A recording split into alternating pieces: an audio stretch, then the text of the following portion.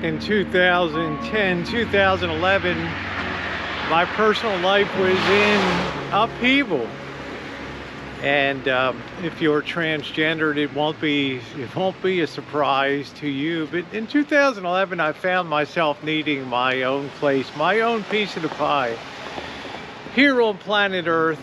And I had managed to save some money over the preceding 2 years. And in 2005, 2006, 7, 8, the property markets had collapsed and things were a mess in much of the nation. Foreclosures, defaults, there was government in there buying bad debt. The whole situation was just crazy.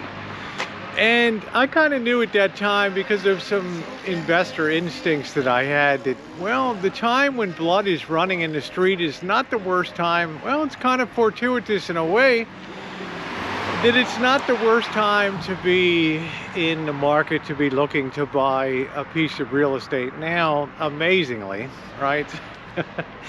Luck was on my side with the coincidence of the market, and I started looking around. One of my requirements is I hope to have something with a fairly decent, well-built home, and this is California, but at that time prices were on their fanny. And I hope to have something that I can work on and improve and make some improvements, because I'm a handy person. I can do electrical work, plumbing work, masonry work, tile work, all those kind of skills I acquired by working, you know, in renovation work and contractor renovation work when I was in college, and as a framing carpenter and all that.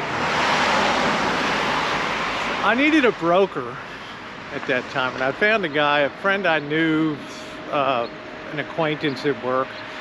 He was an Iranian guy, and he was a really nice, jovial guy, and he took me around a couple places, and no way, no how, even at the depths of the market, I couldn't afford $300,000, $400,000 for a property. I'm walking along the length of the property down the side. It is the length of a football field in total. It's a lot to take care of.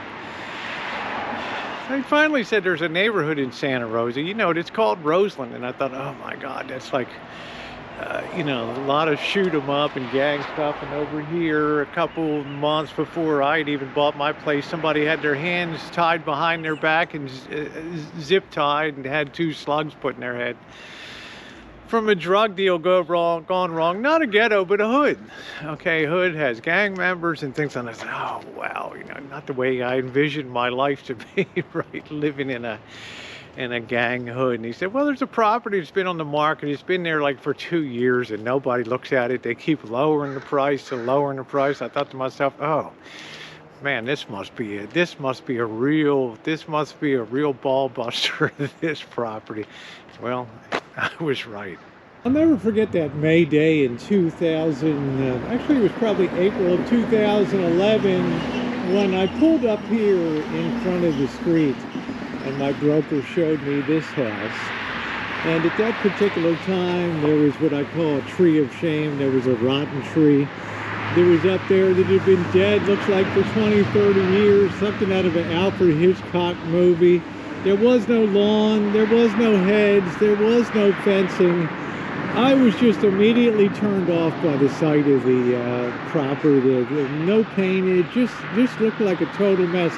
The only positive I could see is it appeared to have a new roof on it. And I turned to the broker, I'm like, are you kidding me? I mean, this is like the worst freaking house in the hood, which it was at that particular time. He's like, yeah, like all real estate, yeah, it's got possibilities, you know, you might make it work. Really? Well, work was the operative word on that. I came in here and came back here and looked. There was all kinds of weird lattice work. There was, you could hardly get to the back. There's some kind of goofy gate and fence arrangement. And I came back here and oh my God, it looked like something like a chicken shack back here, like a chicken coop. There was all this structure with chicken wire, and it almost looked like something in a Mexican kitchen you might see down in Mexico, an outdoor kitchen. It was weird. There were no planter boxes. Everything was just in desert. Downspouts were all messed up. It was everywhere I looked. But I did see this here, and this appeared to be an outbuilding, and I walked inside. Of course, it was horrendous looking. It was some turquoise purple. Looked like rats had been living in there, and I was kind of come to find out that it was used for prostitution and a shooting gallery here, because the place had been abandoned for a couple of years. Now, there was no fencing here, along here, and here, so people would cut across the property from the back, and when I first moved in, they'd wave here as I'm eating my breakfast here. They're cutting across the property. You got to remember, when the woman originally sold this, the original owner in 2005, she got like $600,000 for the property, and she had never put a damn thing into the property since 1956, when it's built. Her husband passed away in 80 something, I guess, and she didn't do anything. It was leaking inside, and I'll tell you.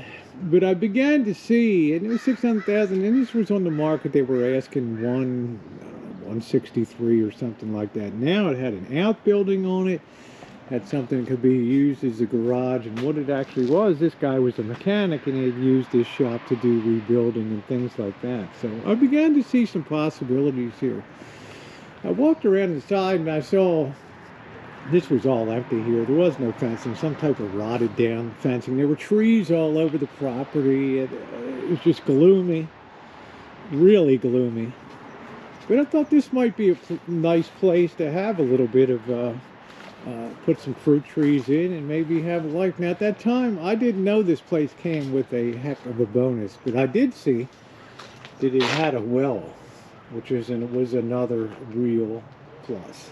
The bonus was, as I came over to this side of the property, there were two metal sheds that were across where these trees are here.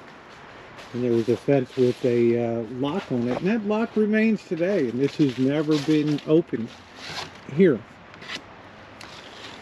But imagine two big, like Sears metal sheds sitting here side by side, and they totally blocked the back here. And I thought, okay, well, that's somebody else's property. Right, it's a whole nother big quarter-acre back there. So I thought this is a pretty nice sized property in and of itself. And just casually, I asked Al, the broker, what's the deal on this property in the back? And he said, I can't be 100% sure, but I think that's part of the property too. I was like, holy smokes. Now we're talking something pretty cool here. This is a nice slug of property in a very inner city core of Santa Rosa. Maybe one day homesteading or putting in a gigantic mini farm or something back here, or having a horse, right? Whatever the hell I want to have. Now I was very interested in the property. As I mentioned, it's a good sized property. It's the length of a football field on one side, and about I'm thinking like 110 feet or so on the other side. So it came out to be like two quarter-acre blocks side by side. So I was thrilled when he came back. He checked and made sure, and yes, this was included in the property. And I theorized that a lot of people came and looked at the place, but they never asked the question, what is this in the back? They probably assumed with the fencing and sheds, it's another property behind there. And they were so turned off by the disastrous look of this place. It's like, oh, just move on, broker, move on. Well, I put in a low ball bid, but at that time, the market was just bothering me. It was just starting to creep up, right? And I think it was 163, 169 was the low, and I think I ended up getting it 183 or something like that. So I borrowed some of the money on a very short-term basis, and let me tell you, I took this property and I sold a lot of moonshine over the first years to get this place paid off. And the first 2 years living here, I didn't do YouTube. Well, the first year and a half, I moved here on May 28th of 2011. And it really wasn't until January 3rd of 2013 that I fired up my YouTube channel. And I was still doing work on the properties. And as you see in the playlist, if you look at the playlist sections and hit more, you'll see all the renovation projects that were done here on the Rancho. Well, today it's one of the most well-known places on on YouTube, and many famous and infamous people have passed through the gates here onto the Rancho property and given it the color and flavor that you know today. Hey, I want to thank you for watching today. If you're not subscribed, please hit the subscribe button and the bell for all notifications, and check out some of those playlists down below. You'll get lost for hours, days, and even months down there looking at some of the project renovations, turning this into an in-law unit behind me, and building the workshop of my dreams, and just so many projects and stuff that you would enjoy. And lots of adventures are coming ahead too. Finally, your thumbs up are always appreciated. Thanks for watching, everybody. How I came to buy the rancho.